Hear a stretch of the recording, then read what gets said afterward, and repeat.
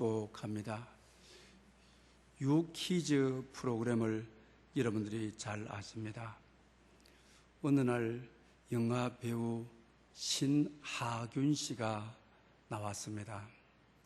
진행을 하시는 유재석 씨가 이제 진행 말미에 모든 사람들에게 이런 질문을 던지게 됩니다. 여러분 이웃에 하나님이 옆집에 사신다고 한다면 여러분 가운데서 한 가지 부탁을 한다면 어떤 부탁을 하시겠습니까? 라고 물었습니다. 그러니 어느 분은 문제를 해결해 달라고 부탁을 하겠습니다. 라고 말합니다. 또 어느 분은 삶에 필요가 있는데 좀 필요를 채워주십시오. 라고 말하겠다고 하는 것입니다. 그러나 신하균 씨는 달랐습니다. 이렇게 말합니다. 이사 가지 마십시오. 이렇게 부탁하겠다는 것입니다. 하나님이 이웃의 곁에 계시면 언제든지 가서 찾아뵐 수 있고 어려운 문제도 가서 맡김으로 해결을 받을 수가 있고 또 어떤 고난이라 할지라도 그분께 의지하게 되게 되면 해결될 수 있다고 생각하기 때문이라고 하는 것입니다. 아주 전곡을 찌르는 그런 대답을 하였습니다. 복음 가운데 복음은 예수님께서 임마누엘, 저희들과 함께 계시기 위해서 오셨다고 하는 것입니다. 세상 끝날 때까지 우리 곁에 계시는 분인 것입니다. 그래서 그분께 가게 되면 우리를 영접해 주십니다. 무거운 짐을 맡아주게 되는 것입니다. 어떤 고난도 이길 수 있는 힘을 주시는 것입니다. 그러므로 저희들이 복음이 귀한 것을 알아야만 되는 것입니다. 복음은 다름이 아니라 예수님께서 날 위해서 이 세상에 오셨다. 나와 함께 하시기 위해서 이 세상에 오셨다. 단순한 출생이 아니라 날 위하여 그러기 때문에 복음인 것입니다. 또 예수님의 십자가의 죽음이 그분 자신의 죽음으로 끝나는 것이 아니고 나와 관계성 속에서 나의 죄에서부터 구원하기 위하여 나를 저주로부터 구원하시기 위해서 날 위해 십자가를 죽으셨다. 그렇기 때문에 복음인 것입니다. 예수님의 부활이 혼자 부활하셔서 승천하시는 것으로 끝나버리면 복음이 될 수가 없는 것입니다. 복음이 되는 이유는 예수님의 부활을 통하여 우리의 전인격적인 회복인 영생이 우리에게 임한다. 그렇기 때문에 복음이라고 하는 것입니다. 오늘은 특별히 복음을 받아들인 사람들이 어떤 삶을 살아야 되는지 복음에 합당한 삶이라 이런 제목으로 여러분들에게 말씀을 드리려고 합니다. 복음이 아무리 아름다워도 영접하지 아니하면 믿지 아니하게 되면 나와 아무 관계가 없습니다. 날 위해서 이 땅에 오시고 날 위해 죽으시고 날 위해 부활하신 그 사실을 믿어야 되는 것입니다. 예수님의 생애 전체가 복음인 것이죠. 예수 그리스도가 복음인 것입니다. 그러므로 이 복음을 받아들이고 영접했을 때에 나와 관계가 맺어지는 것입니다. 나의 사건이 되어지는 것입니다. 하나님의 히스토리 속으로 내 인생의 역사, 내 삶의 역사가 그 속으로 들어가서 내가 일생 사는 것이 내 이야기로 끝나는 것이 아니라 하나님의 히스토리로, 하나님의 이야기가 내 인생을 통해서 나타나게 되어지는 것입니다. 그러므로 여러분, 예수 그리스도를 영접하고 복음을 믿는 것이, 이것이 우리 삶의 출발이어야 되고, 그리고 또한 이렇게 살아가는 것이 바르게 살아가는 삶이라고 하는 것입니다. 여러분들은 다 이미 예수 그리스도를 영접하신 분이고 복음을 받아들인 사람인 줄을 믿습니다. 복음을 영접하는 것으로 끝나지 않고 구원의 확신을 가지고 살아간다는 것이 참 우리 인생의 질을, 신앙의 삶을 행복하게 해주는 것입니다. 많은 이들이 오늘 눈을 감는다 할지라도 천국에서 눈을 뜰 것을 확신합니까? 라고 하면, 그걸 어떻게 확신할 수 있습니까? 죽어봐야 알죠. 이러는 분들은 구원의 확신이 없기 때문에 하루하루가 살아봐야 아는 불안한 일생이 될 수밖에 없습니다. 두려운 하루하루가 될 수밖에 없는 것입니다. 우리 인간에는 세 분류의 사람들이 있습니다. 이걸 알기 위해서 340년 전에 이루어졌던 유월절 밤으로 돌아가 보는 것입니다. 오늘 이 시간 340년 전에 이루어졌던 유월절 밤에 이루어졌던 세 가지 가정을 우리가 한번 신방해 보는 것입니다.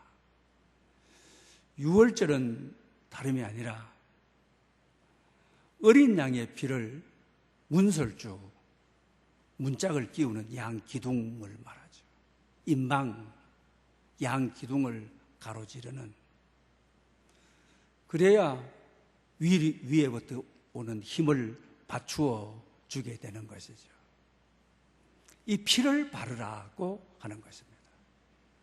그러면 그 밤에 패스오버, 건너뛰고 죽음의 사자가 그 집에 들어가지 않는 것입니다.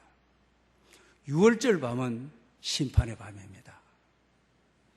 장자, 초태생, 사람이고 짐승이고 어린 양의 보혈의 피를 바르지 않게 되게 되면 장자를 다 심판하는, 장자들이 다 죽게 되는, 사람도 마찬가지고 짐승의 모든 초태생이 죽는 죽음의 밤이 유월절 밤인 것입니다. 우리가 어느 가정을 신방했다고 생각합시다. 그 가정에 아빠와 장남이 대화를 하는 것입니다. 장남된 이들은 유월절 밤이 정말 두려운 밤입니다. 무서운 밤입니다. 죽음의 밤인 것입니다. 그리 장자된 이로서 아빠 보고, 아빠, 오늘 문설주와 임방에 어린 양의 피를 바르지 않으면 장자인 나는 죽는데, 아빠, 문설주에 피 발랐어? 아빠가, 왜 발라? 뭐하러 발라? 나는 이집트의 국방장관인데 사람의 생명은 내가 지키는 거야. 그랬을 때 그 집 장자가 어떻게 됐습니까? 죽었습니다. 왜 그랬습니까? 피 묻은 복음을 믿지 않기 때문인 것입니다. 피 묻은 복음 없이는 살 사람이 없습니다. 구원받을 자가 없는 것입니다. 오늘 믿지 않는 많은 사람들도 마찬가지죠. 예수가 묻은 피로가 있어. 예수가 내 인생과 무슨 관계가 있어. 피 묻은 복음이 뭐야? 내 인생에 관계가 없어? 이렇게 살아가는 분들이 있죠. 그분들에게는 구원이 없는 것입니다. 두 번째 집을 신방을 했습니다. 아빠와 아들이 대화를 나눕니다. 그 아들은 물론 생명이 달려있는 장남인 것입니다. 아빠, 문설주의 피를 발랐어요. 발랐지? 그러면 아빠, 나는 내일 어떻게 되는 거예요? 라고 합니다. 장남의 그 말에 이 죽음의 밤을 지나봐야 알지, 내일 아침이 되어봐야 알지, 피 묻은 복음에 대한 확신이 없는 것이죠. 오늘 많은 이들 가운데도 교회 나오고 신앙생활을 하지만은 구원받은 확신이 있습니까? 했을 때 죽어봐야 알지요. 내일 아침 돼야 그 밤은 죽음의 밤입니다. 장자들이 다 죽었습니다. 피 묻은 복음 이외에 다른 방법은 없습니다. 그런데 여러분, 그 다음날 이 장자는 어떻게 되었습니까? 살았죠. 구원의 확신이 없지만은 구원은 받았지요. 그런데 인생이 어떻게 되는 겁니까? 그날 밤이 지옥 같은 밤이죠. 두려움의 밤이죠. 무서운 밤이죠. 오늘 밤을 지나봐야 아는 것이니까 잠을 잘 수가 없는 것이죠. 죽음의 사자가 몇 시에 나를 데리고 갈지 예측할 수 없는 불안의 밤인 것이죠. 성도들 가운데 예수님을 믿지만은 구원의 확신이 없이 살아가는 분들, 구원 없는 것은 틀림이 없습니다. 인생을 살아가는 하루하루의 밤이 불안합니다. 염려스럽습니다. 걱정됩니다. 내일에 대한 확신이 없습니다. 오늘 또 예수 믿으면서 그렇게 살아가는 분들이 있는 것이죠. 이것이 두 번째 사람들의 분류죠. 많은 사람들이 여기에 속해 있는 것이죠.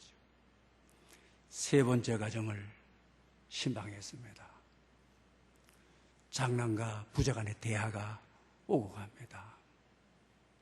아빠, 문설주에 피를 발랐어요. 칼은 바르고 말고 인방에도 바르고 다 발랐지. 아빠, 그러면 나는 어떻게 되는 거예요? 장남의 죽음의 문제, 심판의 문제니까 장남으로서는 나는 내일 아침 어떻게 돼요? 이 질문을 할 수밖에 없죠. 그때 아빠가 걱정하지 마. 우리 주님의 보혈이 너를 살린다. 너를 구원한다. 그 다음날 어떻게 됐어요? 장남은 살았죠. 구원받았죠. 그런데 두 번째 사람하고 다른 이유는 확신이, 구원의 확신이 있는 하나님의 말씀에 대한 확신이 있기 때문에 심판의 밤, 죽음의 밤, 죽음의 사자가 한 집 한 집을 방문하던 날 확신이 있기 때문에 편안한 밤을, 고요한 밤을, 걱정 없는 밤을, 두려움이 없는 밤을 살아가게 되어지는 것이죠. 사랑하는 여러분, 구원의 확신이 있고 없고는 우리의 삶을 이렇게 결정하는 것입니다. 삶의 질이 달라지는 것입니다. 신앙의 행로가 달라지는 것입니다. 여러분들은 어디에 속해 있습니까? 교회에 오신 분이라고 한다면 두 번째까지는 무사히 오신 분입니다. 아직도 구원의 확신이 없는 분이 내일에 대한 염려와 미래에 대한 불안과 두려움 속에 살아가는 분들. 세 번째 가정이 되는, 세 번째 사람이 되는 하루하루 살아가는 인생의 밤이 편안한 밤이 되는, 안식의 밤이 되는, 두려움이 없는 인생이 되는 그런 축복이 있으시기를 축원합니다. 예외 없이 여러분 가정 속에, 여러분 자녀들 속에, 여러분 가문 속에 이런 역사가 있으시기를 축복합니다. 또 뿐만 아니라 문지방에는 피를 바르지 않았어요. 왜 문지방에는 피를 바르라고 하지 않았을까? 여기에 대한 신학자들의 많은 논박이 있었어요. 그리고 어느 신학자는 이렇게 말을 해요. 양, 문설주, 임방, 그럼 문지방, 반드시 문지방, 이 발을 디뎌놓는 문지방이 가장 발라야 되는데 왜 문지방에는 바르라 소리를 안 했을까? 어느 신학자는 이렇게 말합니다. 6월절 밤에 양을 잡을 때 문지방에서 잡았다. 그러니 양을 잡는 순간 문지방에 이미 피가 거득해 있었다. 그래서 문지방에는 바를 필요가 없기 때문에 바르라는 설명이 없다. 아주 신학자의 탁월한 해석이라고 생각이 되어지는 것입니다. 그러면 이제 구원의 확신 속에 구원을 얻었다고 한다면 우리의 삶이 어떻게 돼야 되느냐? 오늘 본문이 말하는 대로 복음에 합당한 삶을 살아야 된다. 날 위해 죽으시고 날 위해 부활하시고 그분의 은혜에 보답하고자 하는 복음에 합당한 헌신적인 삶을, 남을 섬기는 삶을, 주님과 동행하는 삶을, 전도하는 삶을 살아야 된다고 하는 것입니다. 강제구 소령을 잘 알죠. 육군사관학교를 졸업하고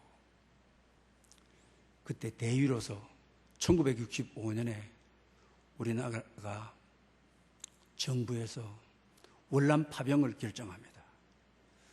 그때 그는 대위로 자원을 내서 월남하겠다. 그 결정이 되고 부대까지 다 정해진 것이죠.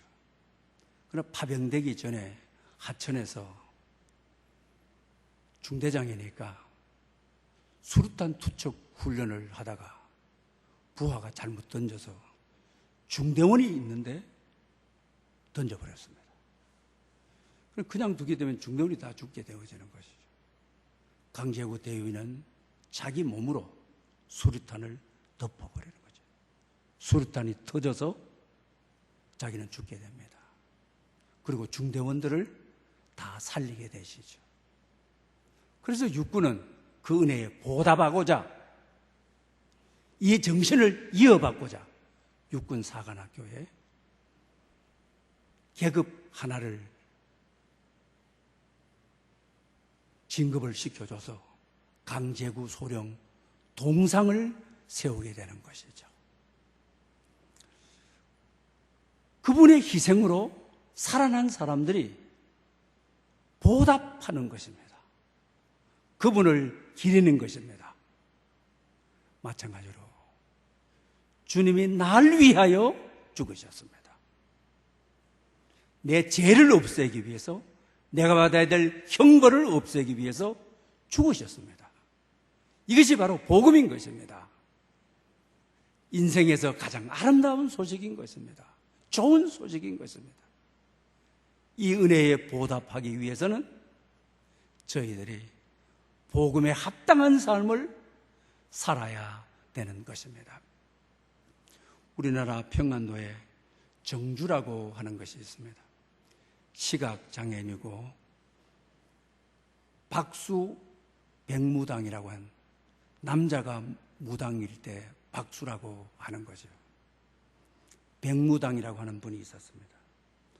굿을 잘했습니다. 굿을 좋아하는 사람들에게 널리 알려지게 된 것입니다. 어느 날 그 지역에서 굿을 하는데 맥균 선교사님이 지나가다가 굿하는 것을 구경을 하게 되는 것이죠. 맥균 선교사님은 우리나라의 이름으로 윤산옥 전도사님이라고, 선교사님이라고 하게 되어지는 것이죠. 자기가 굿하는 것을 구경하니까 이 백무당이 신이 안 내린다고 자꾸 투덜거리는 것입니다. 그러면서 여기 예수 믿는 사람이 있느냐고, 신이 안 내리고 있다고요. 그러니까 맥균 선교사님이 무당질해서 자식 망하게 하지 말고 예수 믿어 자식 복받고 천국 가라, 이러니까 백무당이 안 그래도 지금 신이 안 내리는데 백당인지 천당인지 너나 가라 하고 소리를 지르는 거죠. 그래서 맥균 선교사가 그 자리를 떴습니다. 그 이후에 신이 내려서 굿을 했다는 거예요. 그때 백무당이 생각하기를, 무당하는 굿신보다 더 높으신 신이 있구나 생각이 되어졌다고 하는 것입니다. 그리고 집에 돌아가서 잠을 자는데 그 선교사님의 이야기가 무당질내서 자손망하게 하지 말아라, 꿈에도 나타나고 도저히 잠을 잘 수가 없는 것입니다. 그러고 나서 결단을 하게 되죠. 맥균 선교사님을 찾아가게 되는 것입니다. 어떻게 하면 내 후손이 복을 받을 수가 있습니까? 무당짓을 다 버리고 예수님을 믿어라. 그래서 이 백무당은 시각장애였는데 예수님을 믿게 되어지는 것입니다. 그리고 이 선교사님을 잘 따르게 되는 것입니다. 선교사님이 교회를 짓게 되는데 무당짓 해가지고 땅 샀던 것을 팔아서 교회 짓는데 헌신하게 되어지는 것입니다. 모든 것을 다 드리고 나니까 아무것도 없어서 교회 사찰을 자원해서 사찰을 하게 되어지는 것입니다. 그리고 그 아들이 아주 총명했습니다. 아주 지혜로웠습니다. 선교사들이 세운 영창학교를 선교사님들이 보내게 되어지는 것이죠. 소요리 문답을 공부시키는데 소요리라 하니까 중화요리가 아니고요, 중국 음식이 아니고 기독교 교리를 요약해 놓은 문답식으로 되어 있는 책이지요. 너무너무 그 아들이 잘 외우고 탁월하게 머리가 좋은 것입니다. 그래서 선교사님이 중국 유학을 보내면 어떻게 했느냐, 백무당의 동의를 얻어서 중국 텐진에 보냈습니다. 가서 동양학을 전공하고 중국어를 3년 동안 공부를 했습니다. 3년 동안 이 중국 문화에 대해서, 중국의 역사에 대해서, 동양의 학문에 대해서 아주 탁월하게 공부하고 중국어를 3년 만에 너무너무 유창하게 잘하는 것입니다. 맥균 선교사가 그리고 나서 미국으로 유학 갔으면 어떻게 했느냐, 자기 모교가 파크 대학인데 좀 파크 대학으로 가라. 그래서 미국 파크 대학을 갔습니다. 거기서 역사학을 공부하게 되어지는 것입니다. 그리고 가서 이제는 나이도 어느 정도 들기도 하고 하니까 자기가 개척을 해가는 것입니다. 그러면서 펜실베니아 대학에 가서 정치학과 도서관학을 공부를 하게 되어지는 것이죠. 공부가 얼마나 재미가 있고 공부가 그렇게 잘 되는 것입니다. 그 다음에는 프린스턴 대학에 가서 미국에서 유수한 5개 대학 안에 들어가 있는 프린스턴 대학에 가서 신학을 공부하게 되죠. 그리고 1927년에 예일 대학을 가서 박사학위를 받은 것이죠. 여러분 놀라지 않는데, 여러분이 놀라지 않으면 제가 놀랍니다. 1927년에 한국에 박사학위를 가진 사람이 없어요. 뭐 하버드나 예일이나 브리스톤 대학에 박사학위를 가진 사람이 없어요. 박사학위를 가지게 됩니다. 이 박수무당아들이 그리고 국내에 들어와서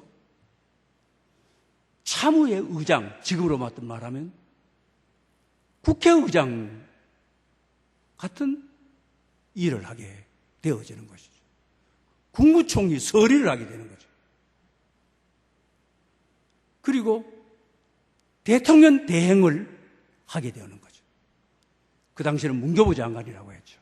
교육부 장관을 하지 않고 문교부 장관을 하게 되죠. 연희전문학교 교장이 되었을 때 세브란스 병원하고 합병을 해가지고 연세대학 총장이, 초대 총장이 되어서 10년 이상 하면서 연세대에 완전히 기반을 잡게 되어지죠. 그러면서 특히 그는 군대가 복음화되어야 된다.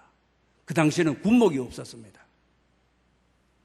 군목을 양성을 해서 군대에 군목들을 파견을 해야 된다. 젊은이들을 복음할 수 있는 기회다. 군목제도를 만들게 되어지는 것이죠. 이분이 바로 누구냐? 백낙준 박사입니다. 연세대학교 중앙도서관 앞에 이분의 동상이 있죠. 그리고 그 앞 글들이 기록되어 있는 것을 보게 되죠. 이분은 대한민국 교육의 전쟁 당시에 문교부 장관이었는데 전쟁 중에도 교육해야 된다. 그것은 바로 다름이 아닌 교육을 통하여 하나님을 알게 하는 것이 가장 빠른 길이다. 그는 또한 정치인으로 활동을 했지만 정치인도 복음에 합당한 삶을 살아 복음의 빛을 나타내는 것이다. 그분은 또한 목사였던 것이죠. 백낙준 목사인데 우리 노회, 서울 선호회 명예 목사였던 것이죠. 그는 정말 복음에 합당한 사람으로 살았습니다. 여러분, 예수 믿어서 정치를 하든지 교육계에 있든지 사회 어디에 있든지 복음에 합당한 삶을 살아서 복음의 열매가 있도록 한 것입니다. 여러분 가문에게도 여러분 후손에게도 이와 같은 복된 역사가 있으시기를 축복합니다. 반드시 여러분 후손 가운데 또한 여러분들의 가문 가운데 이런 복음의 역사가, 복음의 은혜가 나타나기를 축원합니다. 오늘 본문은 우리가 너무나도 잘 아는 말씀입니다. 바울이 로마서 1장에서부터 11장까지는 복음이 뭐냐? 복음의 교리를 설명하고 그 다음에 오늘 본문 12장부터는 복음을 아는 사람이 예수님을 믿음으로 구원 얻은 사람이 어떻게 살 것이냐? 복음에 합당한 삶이 뭐냐? 복음에 합당한 사람을 어떻게 말씀대로 살아내어서 이 시대를 복음의 나라로 만들 수 있느냐? 제가 다시 한번 여러분들에게 천천히 읽어갈 때 여러분의 마음에 새김이 있기를 바랍니다. 사랑에는 거짓이 없나니 악을 미워하고 선에 속하라. 형제를 사랑하여 서로 우애하고 존경하기를 서로 먼저 하며 부지런하여 게으르지 말고 열심을 품고 주를 섬기라.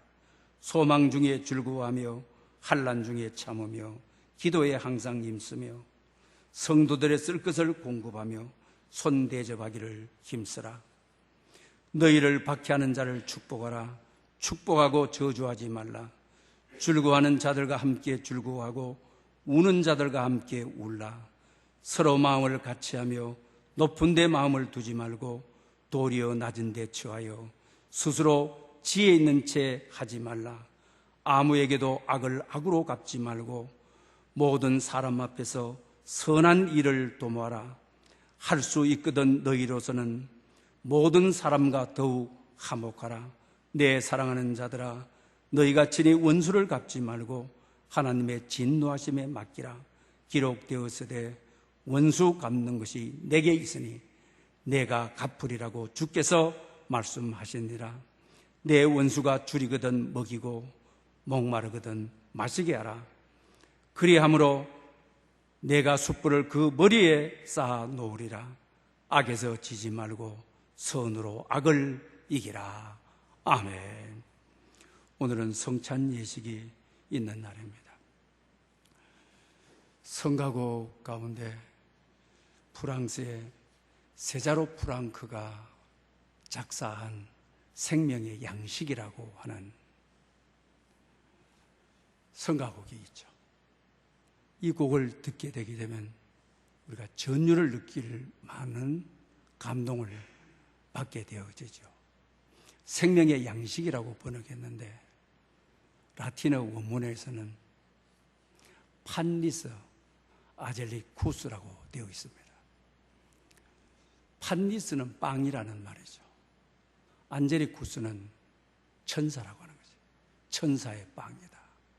구약의 만나를 천사들이 시편에서 전해줬다라고 하는 말씀이 있습니다.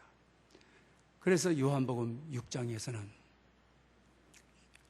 예수님께서는 하늘에서 내려온 나는 생명의 양식이다. 하늘에서 내려온 떡이라고 말씀하시죠. 그러면서 이것을 성찬으로 연결시키는 것을 보게 됩니다. 가사가 이렇습니다. 생명의 양식을 하늘의 만나를 마음이 빈 자에게 내려 주소서.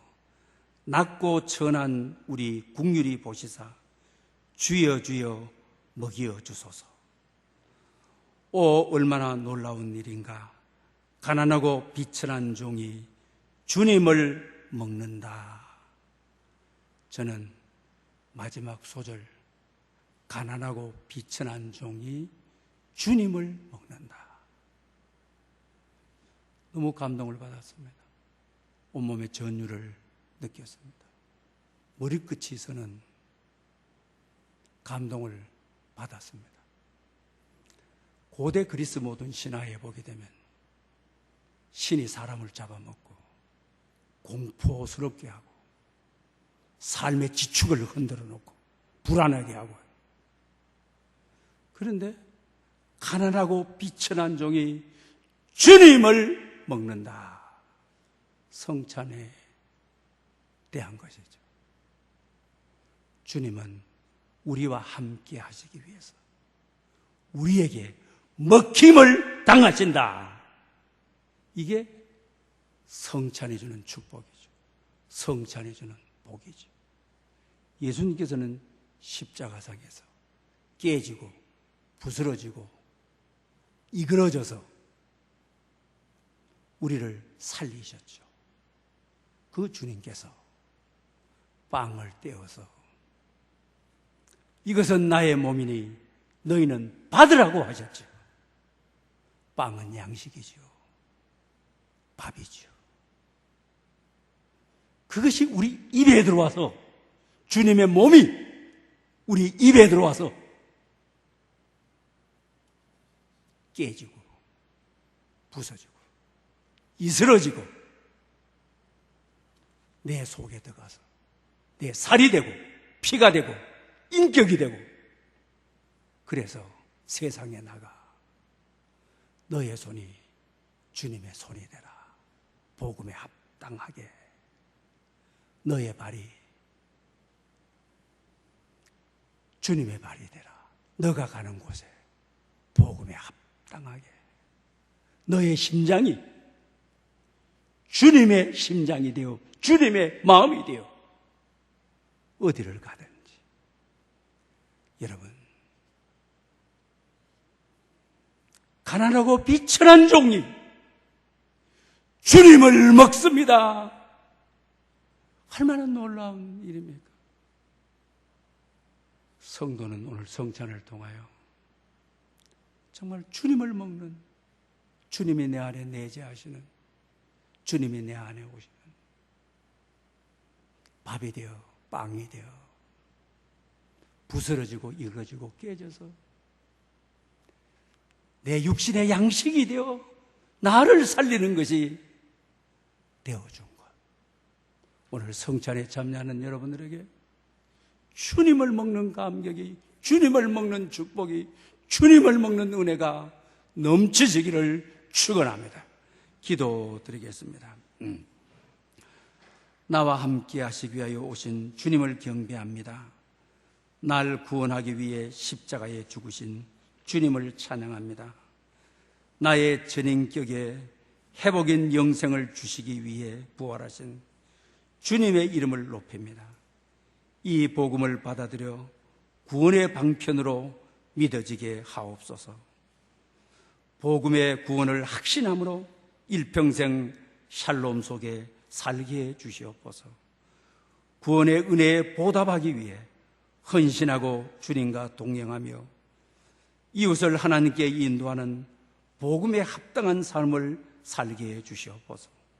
십자가상에서 깨지고 부서져서 우리를 살리신 주님, 우리 입안에서 깨지고 부셔져 우리의 육신을 살리는 빵처럼 생명의 양식이 되어 주시옵소서. 예수님의 이름으로 기도드립니다. 아멘. 주신 말씀을 생각하면서 찬송가 228장을 드리겠습니다.